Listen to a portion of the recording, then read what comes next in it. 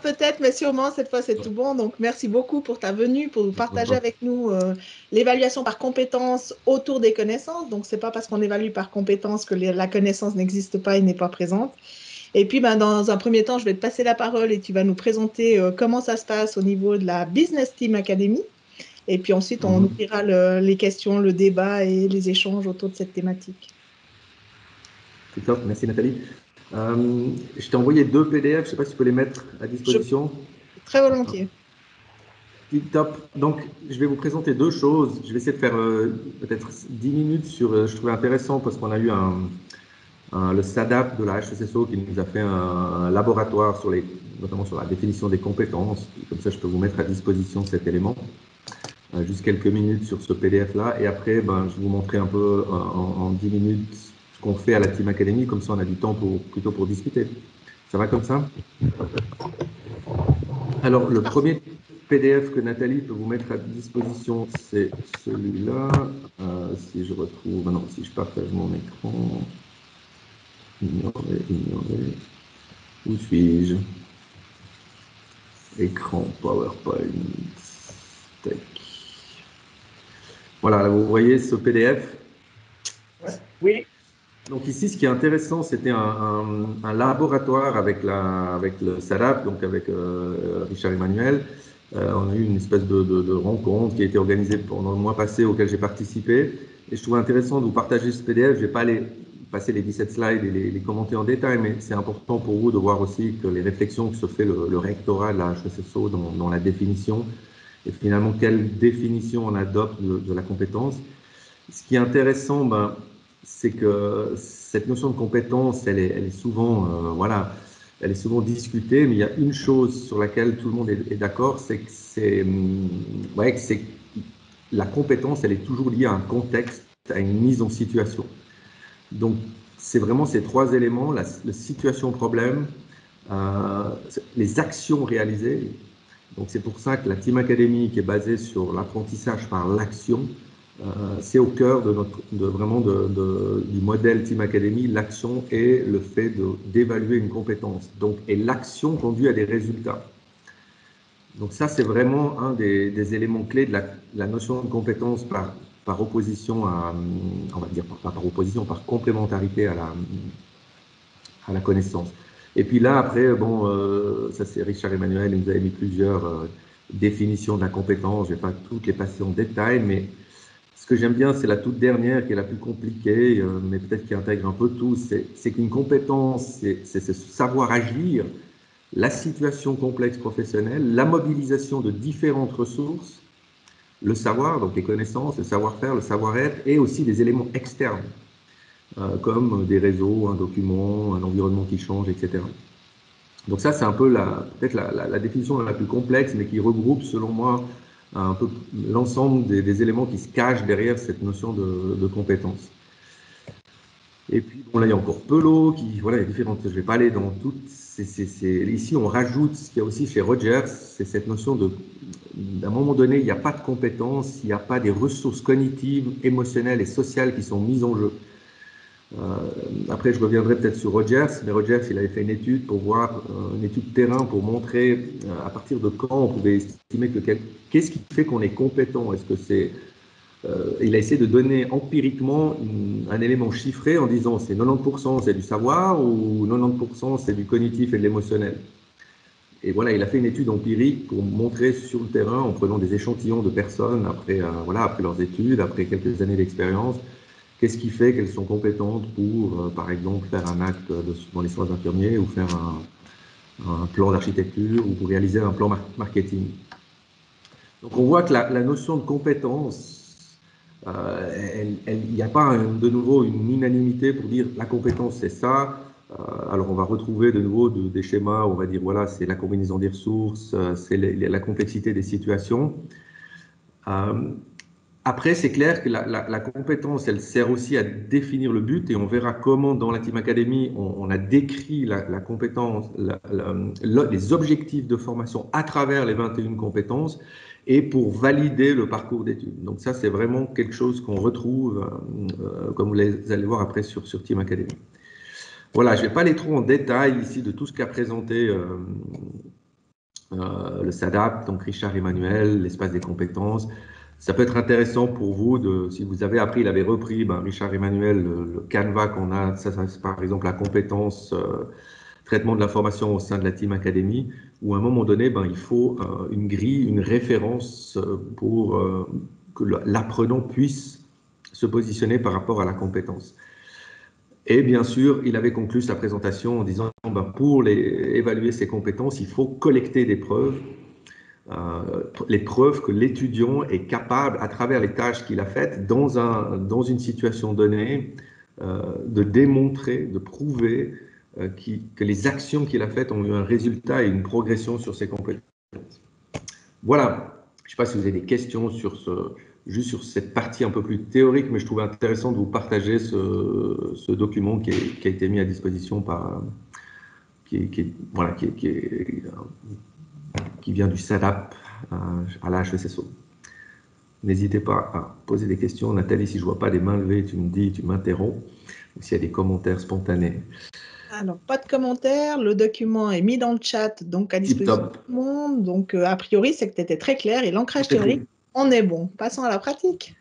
Pratique. Alors maintenant, je vais rouvrir ce PowerPoint.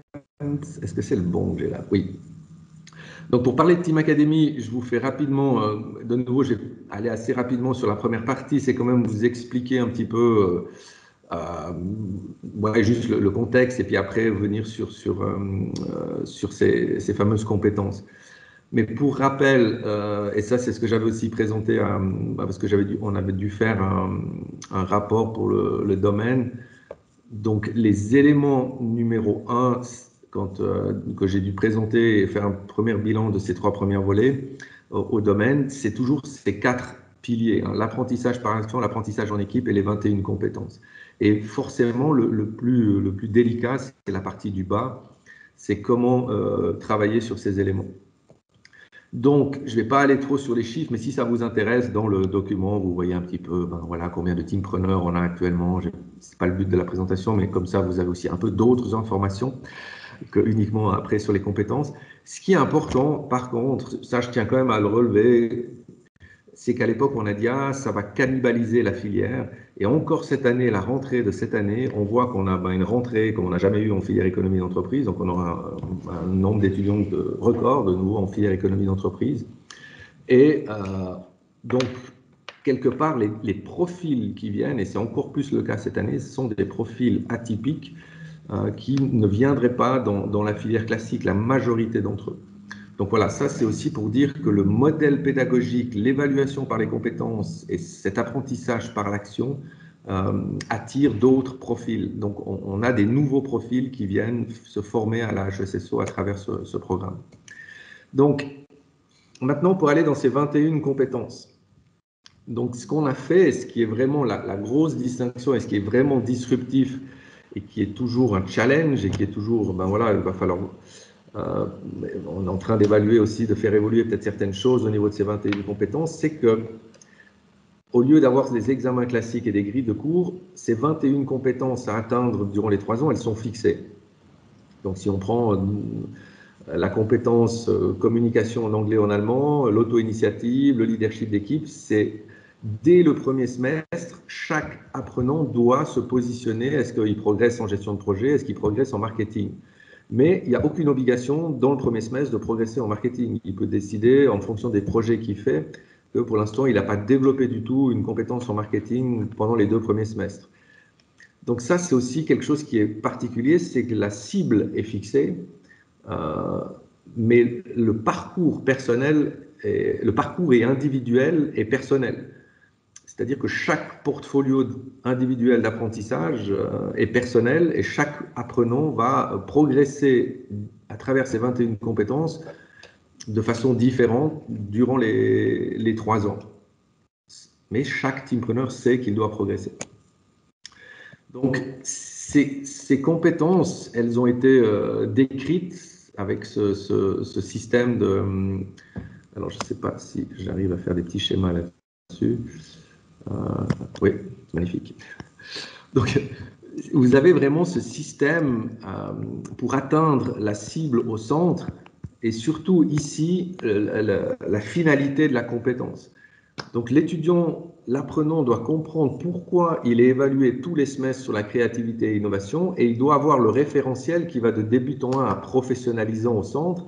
Et au centre, il dit son objectif, après 3 ans, je dois être capable de monter et gérer un mandat dans le domaine de la créativité et de l'innovation. Donc ça, il connaît sa mission et les étapes, débutant 1, débutant 2, pratiquant, l'orientent sur quels sont les éléments clés qu'il doit avoir par rapport à cette compétence. Donc les 21 compétences sont décrites de la manière aussi synthétique que là. Et ça, c'est une des particularités. Donc si on regarde en détail, ça c'est vraiment l'élément clé. Il doit comprendre l'intention de chacune des compétences, l'intention qui est cachée derrière ce titre, et ensuite la cible à atteindre pour les 3 ans, la cible idéale. Alors après, on a un système d'évaluation des compétences qui fait qu'on est flexible non plus. Il n'y a pas tout le monde qui arrive à un niveau professionnalisant au sens pro. On peut très bien être peut-être pratiquant avancé 2 dans certaines compétences, ou même pratiquant sur les 21 compétences. On a mis un système de crédit qui fait que, bien sûr, sur les 21, il n'y a aucune compétence qui doit rester en débutant 1 et débutant 2, mais sur les 21, on en accepte par exemple un tiers qui sont encore en pratiquant avancé 1 ou pratiquant avancé 2, mais c'est le maximum sur les 21. Et puis, comment ça se traduit? Donc le portfolio, comme on l'a vu avant dans la théorie présentée par le SADAP, c'est que l'étudiant, dans cette démonstration des compétences, doit construire son portfolio. Donc, comme à la Team Academy, dès le premier jour de formation, ils doivent faire des projets. En parallèle des projets, ils doivent faire ce qu'on appelle des lectures théoriques. Donc, ils ont des objectifs de lecture théorique à transférer à l'équipe. Ils ont des articles réflexifs, 3 articles réflexifs au minimum par semestre à écrire et à faire valider. Donc, tous ces objectifs, c'est la couche du millefeuille. On a des heures projet à faire, des lectures, des articles réflexifs. Et ensuite, il y a encore ce qu'on appelle les sessions de dialogue et de coaching. Il faut participer 2 fois par semaine, ça c'est obligatoire, les sessions de dialogue et de coaching. Et en plus des sessions de formation, avec par exemple pour le premier semestre, 6 sessions de formation avec des professeurs experts. Donc tout ça se retrouve dans le portfolio. Donc Lionel Coirot, quand il fait son portfolio, il va dire voilà le parcours. Dans ce semestre, j'étais dans ce projet. J'ai une situation complexe à gérer dans le projet, je ne sais pas, le projet Wheel pour lancer un service de location de trottinettes. Et en particulier, quand on a établi le plan financier, voilà ce qui s'est passé, voilà ce qu'on a réussi à faire et voilà ce que moi j'ai pu apprendre et ce que j'ai peut-être eu aussi comme problème et comme difficulté. Et ensuite, Lionel va se positionner sur chacune des 21 compétences. Il va dire, ben voilà, là je suis encore à peut-être ce semestre, j'ai fait une progression sur de un niveau. Et puis ici, on voit peut-être qu'il est en retard sur l'apprentissage en équipe par rapport au fait de remplir cette cible. Donc, ce portfolio, pour l'instant, on a laissé les formats complètement libres. Vous connaissez un peu les e-portfolium, il y a aussi des éléments comme Mahara sur Moodle. Pour l'instant, on a fait le choix de laisser chaque teampreneur exercer sa liberté pour construire le portfolio. Est-ce que c'est un PDF? Est-ce que c'est un site internet? Je vous montrerai après les sites internet. Mais on laisse chaque apprenant choisir un peu la manière dont il présente son portfolio. Alors ici, je switch peut-être pour vous montrer ignorer, je vais juste faire. Si je switch peut-être sur Internet, je sais pas, ouais. Par exemple, ça, on voit que c'est un portfolio fait sur une plateforme par Cara, où on va retrouver justement la démonstration de ses compétences. Donc ici, on voit qu'elle a fait sur une plateforme Internet son parcours d'apprentissage, où on voit d'abord la présentation des activités, et puis ensuite on peut descendre dans les compétences. Donc ici, je pourrais aller voir comment elle fait la démonstration de finances d'entreprise, et puis les démonstrations et les preuves qu'elle amène. Et ensuite, dans les preuves, je peux aller voir, ah ben j'ai fait un budget prévisionnel, et on peut encore faire des hyperliens. Donc on peut faire en format PDF. Donc ça veut dire que ça devient des dossiers qui, d'un point de vue, si elle le fait sur Internet, comme le fait Chiara ici, ça peut être des dossiers qui peuvent aller de 50 voire 100 pages si on réunit ça sur un dossier PDF. Mais c'est clair que maintenant la tendance, pour les jeunes qu'on a, ils aiment bien faire leur propre portfolio. Alors ceux qui aiment, ici, Cara a fait sur la plateforme Azoo, alors que Siméon, par exemple, lui, il a choisi quelque chose de plus classique avec un site Wix. Et puis on retrouve toujours la même chose où il doit démontrer, ici on voit ce qu'il a dû faire, donc les heures projet, les articles réflexifs, les lectures, et ensuite il va dans le menu, on va voir comment par exemple il va démontrer après ses compétences. Ici vous voyez aussi le learning contract qui est un point important par exemple de chaque teampreneur qui doit un petit peu au début du semestre par exemple fixer ses objectifs à 3 mois, 6 mois, une année. Et puis ici, on voit par exemple que non seulement pour son 3e semestre, il s'est fixé des objectifs un peu à long terme, mais après pour le 3e semestre, il a des objectifs spécifiques et par exemple des outils spécifiques. Comment il voit son 3e semestre? Et tout d'un coup, là, on rentre dans un outil qu'on va retrouver ici. Et il dit, voilà, comment il a organisé sa planification. Donc, on voit à travers ce portfolio et le learning contract, par exemple, comment l'apprenant se projette et se fixe des objectifs par semestre. Et ça, ces learning contracts sont remis à jour à chaque fois qu'il y a les évaluations à 360 degrés. Il y a une question peut-être dans le chat, Antoine, de la part de Fabien Moulin, qui demande, puisque la compétence se vérifie dans la pratique située, comment avez-vous collaboré avec le terrain professionnel pour définir ces compétences et comment envisagez-vous la collaboration avec ces mêmes terrains pour les travailler et évaluer durant la formation de la Team Academy? Alors, ouais, c'est une bonne question. Alors, c'est vrai que les terrains professionnels, on a un peu plus, si on compare avec les soins, notamment ce qui se passe avec les soins infirmiers, où il y a c'est pas facile d'aller vers les institutions et faire venir des jeunes qui viennent pratiquer leurs compétences. Ben, les terrains professionnels, on les intègre à travers les mandats. Alors, on va dire que les compétences, on les a faites valider chaque fois qu'on a fait les évaluations à 360 degrés, on invite toujours quelqu'un. Donc là, par exemple, au mois de juin, à partir de la semaine prochaine, on a à peu près 12 jours d'évaluation à 360 degrés. Donc, je reviens sur ces évaluations à 360 degrés parce que c'est important pour comprendre le terrain professionnel. Donc, si par exemple Chiara est convoquée jeudi 14 juin pour son évaluation à 360 degrés, comment ça va se passer? C'est qu'elle va présenter on a une journée, on a 4 teampreneurs et un jury. Et dans ce jury, il y a toujours le terrain professionnel. Donc, dans le jury, dans cette journée, le représentant du jury, ça peut être un responsable RH du groupe mutuel, ça peut être un directeur d'entreprise, ça peut être un chef de projet. Donc, et lui, il reçoit le portfolio de Chiara. Donc, cette personne du terrain va recevoir le portfolio. Et nous, ça fait maintenant 4 ans qu'on récolte des retours de tous nos experts externes qui non seulement valident, enfin questionnent le portfolio de Chiara durant cette journée, et ensuite ils ont aussi remis en cause la manière aussi dont on avait décrit certaines compétences. Donc grâce à ces retours qu'on a tous les 6 mois de ces experts du terrain, ben, ils nous font évoluer sur la manière dont les étudiants démontrent les compétences. Et puis, est-ce que ce sont les bonnes compétences qui sont attendues pour un économiste d'entreprise? Donc, au moment du montage du dossier, bien sûr, ces 21 compétences, on avait fait des entretiens et des entretiens qualitatifs avec des directeurs d'entreprise, avec des responsables RH, et on les a fait valider, mais en mode avant le montage, avant le lancement de Team Academy. Donc là, on avait fait vraiment des entretiens avec des entreprises.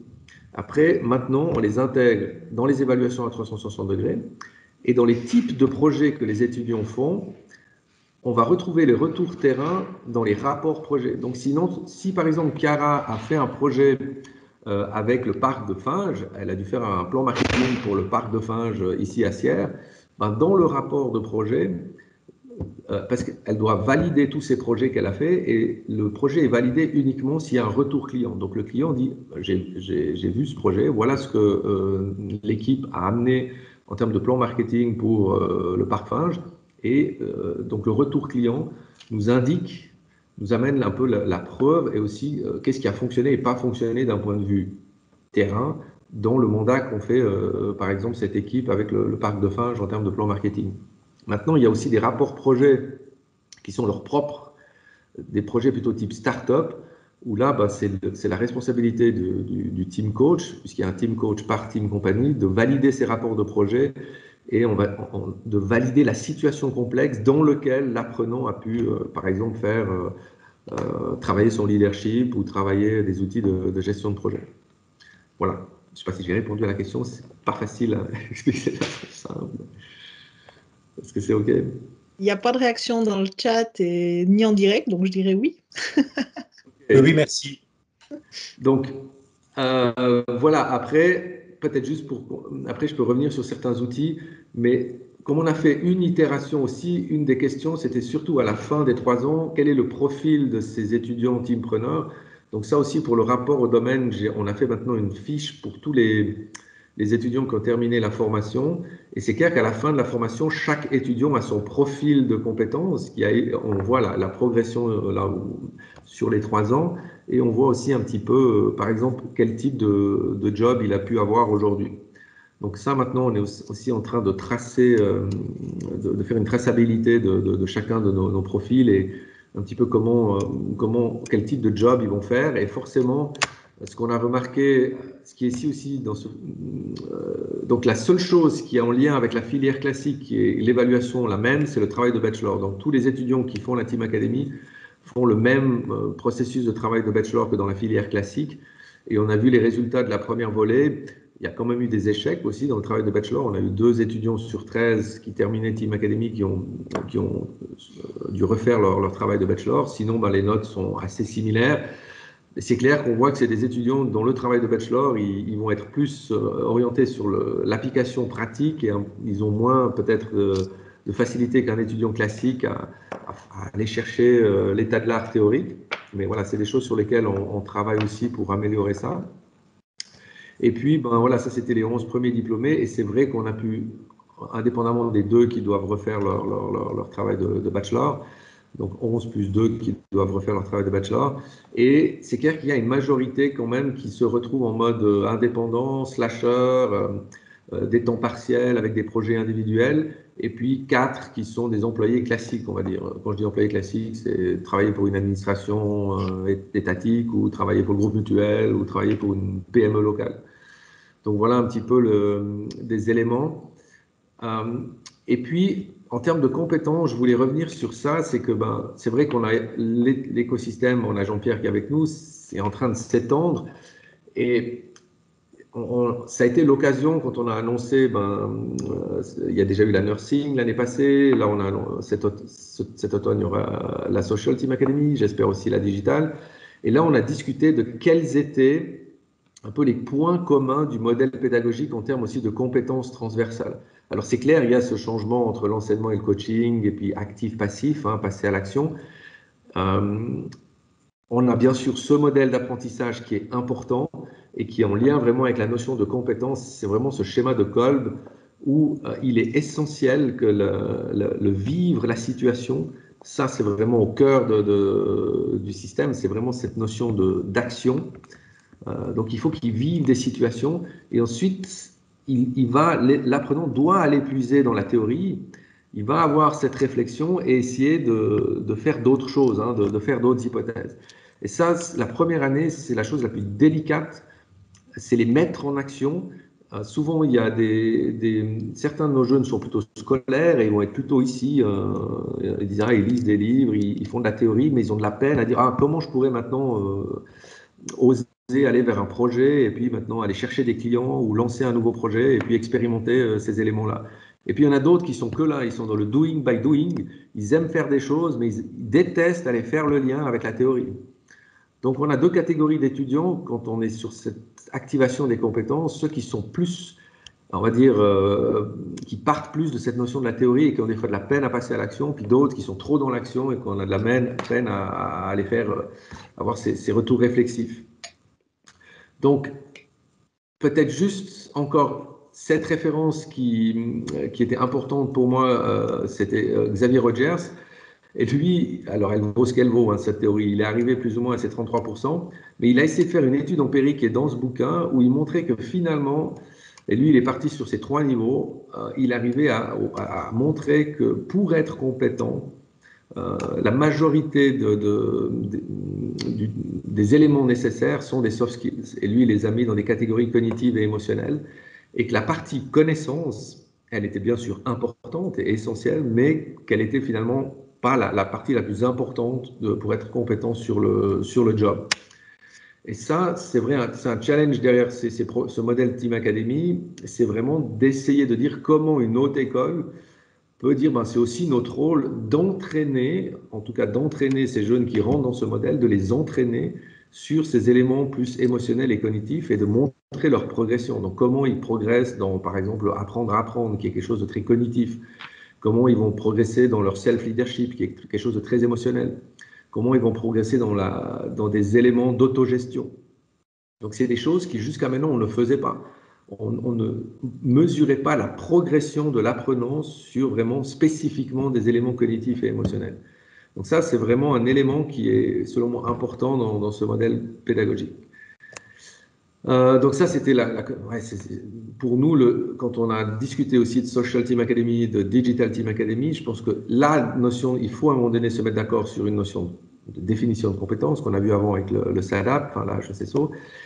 Et puis, on s'est mis d'accord aussi sur 6 compétences transversales en disant, dans ces fameuses compétences un peu plus soft skills, il y en a 6 qui sont, voilà, on va retrouver, qu'on soit informaticien, soit infirmier. Donc, c'est les 6 qu'on a là, apprendre à apprendre, apprentissage en équipe, l'auto-initiative, le leadership, l'agilité et l'innovation, et puis l'agir entrepreneurial. Après, on les a définis de manière un peu plus précise.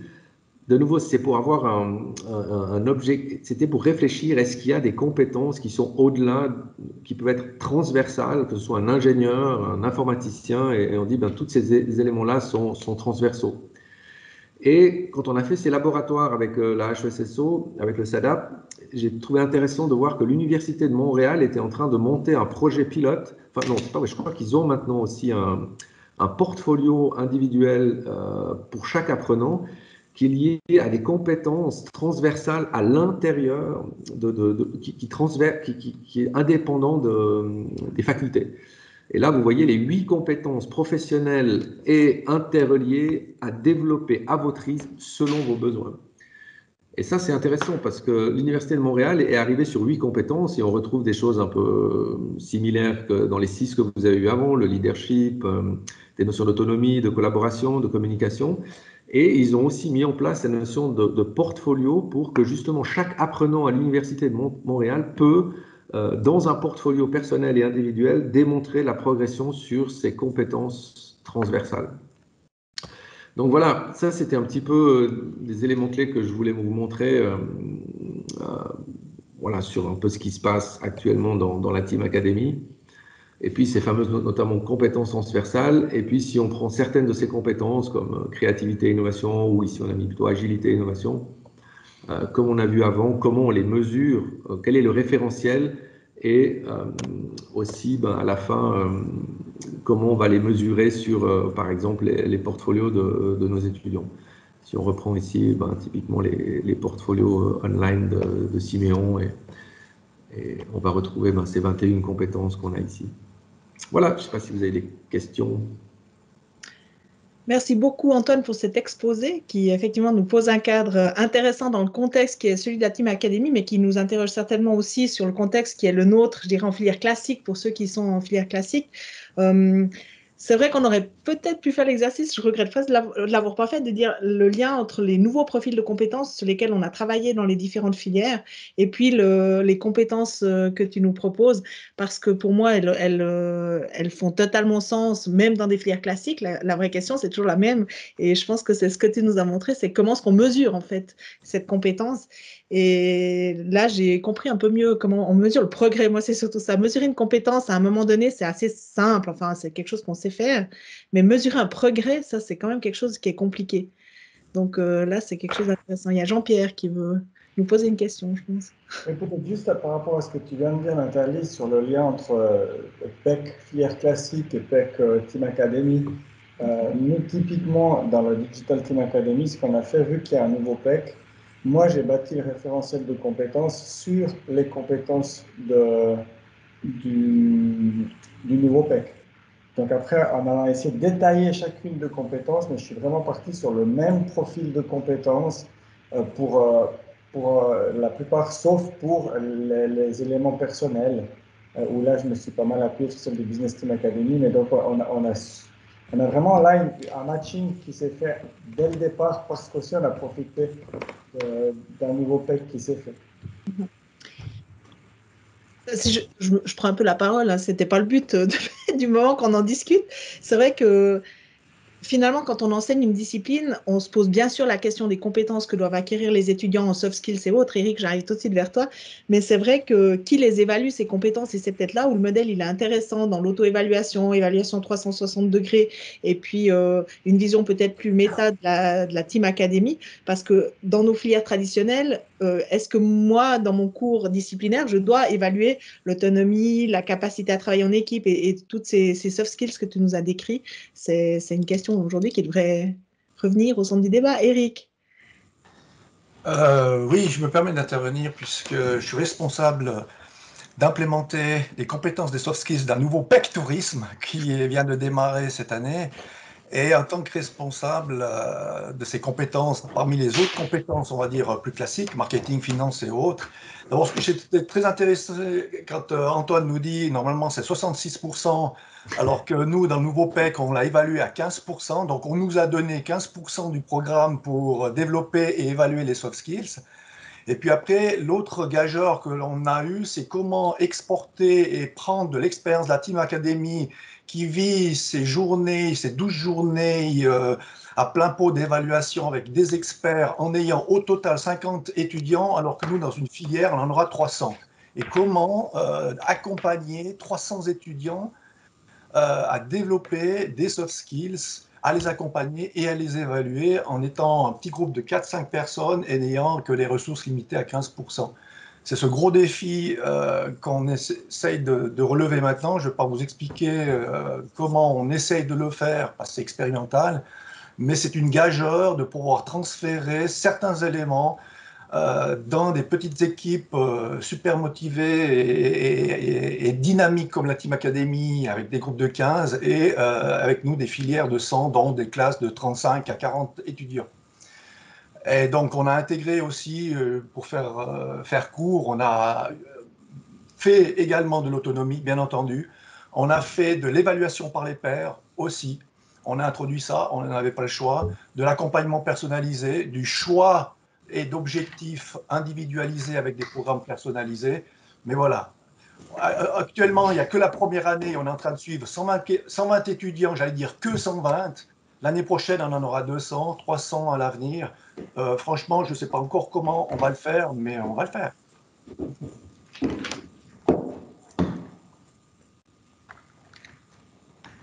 Bah, je réponds sans répondre. En fait, peut-être que c'est ce que j'ai introduit en disant c'est peut-être à l'enseignant de la discipline qui va de facto pratiquer en fait l'autonomie, et le travail en équipe, etc., qui devrait évaluer une petite partie qui, au lieu de rester dans sa discipline, partirait et serait visibilisée dans la partie soft skills à travers un portfolio, par exemple. Ouais.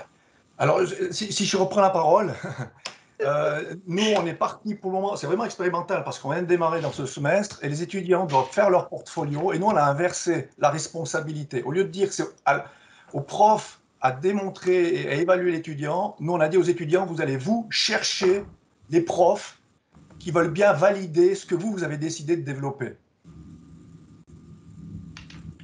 Et c'est à eux à nous apporter les preuves de leur développement, que ça soit auprès de leurs proches, que ça soit dans le milieu scolaire, associatif, professionnel, et c'est à eux à construire leur portfolio et aller chercher ces preuves externes, et non pas à l'extérieur de dire « Ok, je viens vous évaluer ». Alors, à nouveau, hein, c'est une tentative, on verra comment les résultats tout prochainement, puisqu'ils sont en phase de réaliser leur portfolio final. Fabien ? Je vais peut-être dire qu'en travail social, avec le nouveau plan d'études cadre qu'on a, on a aussi la mise en place d'un portfolio avec l'outil Portfolium.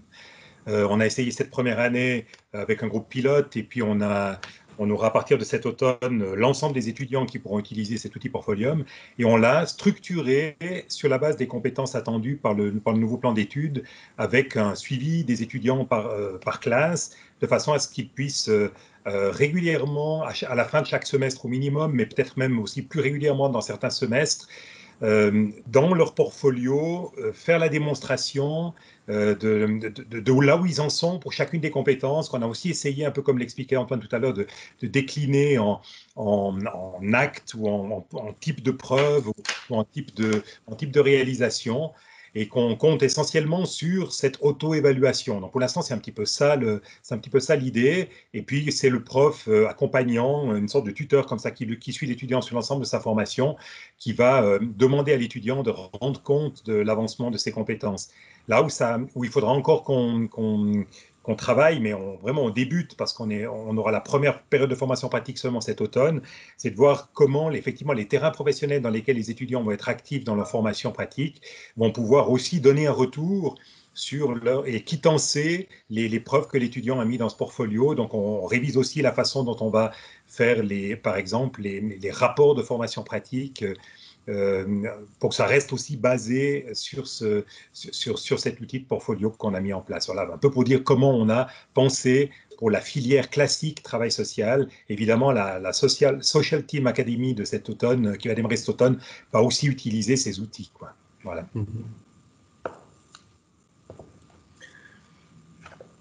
Ouais, je dirais en tout cas, ce que proposait Nathalie, je pense que ça fait du sens aussi. Hein. C'est qu'à un moment donné, l'impact qu'on peut avoir dans les filières classiques, c'est si chaque professeur dans sa branche, marketing, finance, sait qu'il y a ces compétences transversales, il a aussi une manière toujours de sensibiliser l'étudiant, enfin et tous les étudiants à travers les projets qu'il fait faire en marketing ou en finance. Après, je pense que ce qu'on remarque, c'est qu'un portfolio d'apprentissage individuel, ça doit être la responsabilité d'abord de l'apprenant. Et c'est l'apprenant qui doit récolter, collecter. Voilà, en marketing, j'ai fait ça, en finance, j'ai fait ça. Mais donc, c'est un peu bottom-up et top-down. Si tout le corps professoral est sensibilisé à chaque fois dans tous les exercices, que peut-être il y a des critères qui sont liés à ces soft skills, ben, l'apprenant, lui aussi, dit, ah ouais, tiens, donc quand j'ai fait ce travail d'équipe là pour faire un plan marketing dans le cours de Madame Sarrazin, ben, il va prendre des notes et dans son portfolio, il va dire, ah ben, dans le cours avec Madame Sarrazin, elle nous a sensibilisé à un, mais il y avait aussi des critères. Mais après, c'est à lui à collecter on va dire, ses démonstrations et ses preuves. Après, comme le dit Eric, la question de la validation d'un portfolio, c'est là où on atteint toujours un peu les limites. C'est clair que si on doit faire comme on le fait dans la Team Academy, puis avoir chaque jour 5 étudiants par journée, un grand oral et puis un expert externe, on a l'impression que c'est beaucoup. Mais si on remplace ça, en même temps, on a enlevé tous les examens. Donc on n'a pas toute la machine des examens, la machinerie des examens classiques qui consomme aussi énormément de temps et d'énergie. Donc on dit c'est pas scalable, je suis pas si sûr. C'est qu'on pourrait avoir au lieu d'avoir chaque journée, comme on a à la Team Academy, 5 étudiants et puis donc un grand oral sur ce portfolio qui a été distribué à l'avance avec un expert, ben, on pourrait avoir, je sais pas, sur chaque journée, j'ai 6 fois 5 étudiants et j'ai 6 experts par jour. C'est pas si non scalable que ça. Mais c'est clair, on peut pas faire les deux choses en même temps. C'est difficile à la fois d'avoir une énorme machine d'examen classique et une énorme machine pour tester les compétences. Donc c'est clair que si on double tout, et c'est ça qui, au début était un des gros sujets de discussion pour faire valider la Business Team Academy, moi je leur ai dit tout de suite, on ne peut pas faire on ne peut pas faire passer des tests classiques à tout le monde et dire on va les tester à fond pour prendre le marketing et Kotler, et puis dire, bon, il faut absolument que tout se passe, un bon examen sur un test de connaissance sur le Kotler, et en même temps de pouvoir tester un portfolio dans la profondeur tel qu'on le voit. Donc, acceptez-vous que on évalue les compétences et qu'il n'y a pas des tests effectifs. Et ça, voilà, c'est toujours débattu aujourd'hui. Certains vont dire, oui, mais on teste des compétences, des preuves, mais qui ne sont pas des preuves 1 plus 1 égale 2, comme dans un examen, puisqu'il y a toujours une partie qualitative, démonstrative, mais je trouve que voilà, c'était en tout cas courageux que la HECSO accepte qu'on aille jusqu'à ce niveau-là, de dire, voilà, on ne peut pas tout faire, c'est un choix ici pédagogique où on va axer sur les compétences et moins sur les connaissances. Mais à la fin, est-ce que ces jeunes atteignent leur niveau et sont capables d'être employables et professionnels? Ça, c'est la réponse à laquelle on arrive aujourd'hui. On voit qu'avec deux modèles différents, on peut amener des jeunes professionnels et compétents sur le marché. Certainement qu'on voit que la méthode d'évaluation de la Team Academy nous renvoie en fait le miroir de ce qu'on est en train de faire comme évaluation. Et on doit peut-être se reposer aussi la question de qu'est-ce qu'on évalue, pourquoi est-ce qu'on évalue, quel est le but de nos examens, de ces fameuses sessions, on y arrive. Hein. Donc c'est le bon moment de se poser la question du pourquoi. Et il y a une possibilité de réponse aussi qui pourrait essayer de concilier les deux, c'est ce qu'on appelle l'évaluation authentique, qui se base sur les habiletés que démontre l'étudiant dans une discipline particulière. Et c'est vrai que plus on s'éloigne du test de connaissance, plus on s'approche de l'évaluation de la compétence, peut-être même pas nécessairement à un moment donné, mais sur une durée, plus on va pouvoir faire que ces deux mondes qui ont l'air assez antinomiques puissent se rejoindre. Hervé, je suis sûre que tu veux dire quelque chose. Je te remercie, mais c'est vrai que ce qui est intéressant avec cette pandémie, c'est que ça a remis au centre de la question pédagogique l'évaluation. Et on voit se développer aujourd'hui une vision très contrôlante de l'évaluation. Je pense au proctoring, par exemple. Peut-être que vous avez entendu parler de ce truc-là à certains endroits à la HESSO. C'est vrai qu'il y a une réponse des pédagogues aujourd'hui qui est plutôt de dire non, non, non, filez pas dans cette espèce de miroir aux alouettes, mais allez plutôt vers une évaluation qui est authentique, parce que c'est finalement ce que nous, on recherche en tant qu'enseignants, c'est de développer un sens critique chez nos étudiants. Je vous rappelle qu'en règle générale, c'est quelque chose qu'on voit, ou en tout cas qu'on déclare. Je ne vois pas où est le sens critique quand on est en train de créer des espèces de perroquets savants. Je crois que c'est Boris Cyrulnik qui le disait, qu'il était un perroquet savant. Il avait dû répéter durant ses études ce qu'on lui avait dit, quoi, sans aucune forme de réflexion et puis d'esprit critique. Hein. Il était attendu qu'un étudiant soit juste capable de recracher ce que le prof avait dit.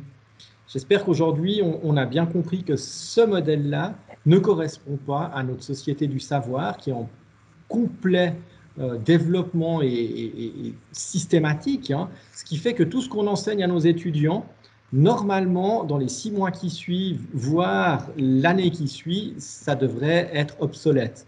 En tout cas, dans certains domaines, c'est très marqué, et je pense notamment à nos amis informaticiens. Mais à part la pédagogie où les choses n'évoluent pas beaucoup finalement, puisqu'on refait des choses qu'on faisait déjà auparavant, le reste des sciences en général évolue normalement. Donc il faut aussi qu'on ait une cohérence dans notre façon d'enseigner qui tient compte de cette évolution, puis aussi pourquoi pas le moteur de nos étudiants, c'est-à-dire les examens, qui tiennent compte de cet élément-là. Et plus on est sur des connaissances, plus on est sur quelque chose de rigide, plus on est à l'inverse de ce qu'on recherche, je crois. Je ne suis pas certain, hein, mais la littérature va assez bien dans ce sens-là, on va dire ça comme ça aujourd'hui. Et d'ailleurs, je peux vous renvoyer au magnifique café pédagogique que nous avions fait l'an dernier sur l'évaluation avec Pascal Detreau, qui nous parlait de la bienveillance de l'évaluation et à quoi doit servir. C'est la question qu'il faut se poser, c'est pourquoi est-ce qu'on évalue et qu'est-ce qu'on évalue? C'est les règles de base, en fait. Bah, disons que plus on est sur un examen QCM où on ôte la réflexion, plus il y a de chances que c'est des gens qui ne réfléchissent pas, qui réussissent. Donc on va mettre dans la société des gens non réflexifs avec des diplômes. C'est un peu le discours de Boris Cyrulnik. Il faut que je retrouve cette petite conférence qui est assez rigolote, quoi. Et je pense que ça peut être intéressant. Voilà, je ne sais pas s'il y a encore une dernière question pour Antoine ou pour les autres acteurs de ces teams académiques qui se multiplient, hein, social, digital, il y en a une troisième, c'est la nursing, exactement. Sinon, on est à 12h45 pile, on est tellement content quand on arrive à respecter le timing, c'est parfait. Dans tous les cas, je dirais que le débat est lancé. Je pense qu'il faudra qu'on en parle encore, peut-être lors de journées pédagogiques ou lors de prochains cafés pédagogiques. L'évaluation, c'est vraiment un point essentiel de notre métier, en fait, et qu'on a peut-être encore à adresser de temps en temps. Ouais, en tout cas, merci Nathalie m'avoir donné le temps de parler de tout ça. Et puis pour rebondir encore sur ce qu'a dit Hervé, je pense que cette notion de réflexivité, avant je vous ai montré le schéma de Kolb, là où on a ces 4 axes, mais la première année c'est la plus difficile pour les jeunes de se mettre en mode réflexif, hein, parce que décrire des situations, ils savent très bien faire, résumer de la théorie, ils savent très bien faire, mais alors quand il s'agit d'avoir une réflexion critique, mais qu'est-ce qui s'est passé? Comment je pourrais faire évoluer cette situation et faire vraiment le cycle complet, là c'est beaucoup plus dur. Et c'est vrai que je trouve que c'est un des éléments clés aujourd'hui, c'est la réflexivité, le dialogue entre eux aussi. Aujourd'hui, nos jeunes communiquent à 250 à l'heure, mais ils dialoguent à moins 20. Et ça, il faut être conscient, quoi. Ils communiquent à 250 à l'heure, mais ils dialoguent en dessous du plancher, quoi. Ils ne savent pas ce que c'est de dialoguer. Et ça, quand ils arrivent à la Team Academy, c'est le choc pendant le premier semestre, hein. Tout d'un coup, il faut dialoguer. Ah, ça prend du temps. Ah, on s'écoute. On se regarde dans les yeux. OK. Et ça, c'est quand même, quand on parle de bienveillance, de dialogue aujourd'hui, ben, c'est clair que c'est aussi ce que nous a montré les limites de la distance. C'est que ça a été un choc aussi pour les premières années. D'habitude, le premier semestre, il y a tout cet apprentissage. Donc, de le digital, on a beaucoup gagné en flexibilité, mais on a tout perdu. L'effet numéro 1, notamment de nos sessions de dialogue en présentiel, en cercle, vraiment où on prend du temps de s'écouter et de dialoguer. Et ça, le dialogue sur Teams, c'est pas tout à fait la même chose. On se voit plus ou moins, mais pas la même chose que dans une salle physique. Et ça, c'est un élément qui était assez perturbant pour le modèle Team Academy pendant cette pandémie. Donc voilà, en tout cas, un tout grand merci. Et ouais, je pense que c'est un des éléments clés de l'évaluation. Il faut qu'elle amène nos jeunes là où on doit les amener sur le marché de l'emploi, hein. Puis après, je pense que tout est complémentaire. Il faut trouver des complémentarités entre vraiment cette capacité quand même de maîtriser certaines connaissances et puis surtout de les mettre en œuvre. Un tout grand merci. Alors, j'arrête ici l'enregistrement.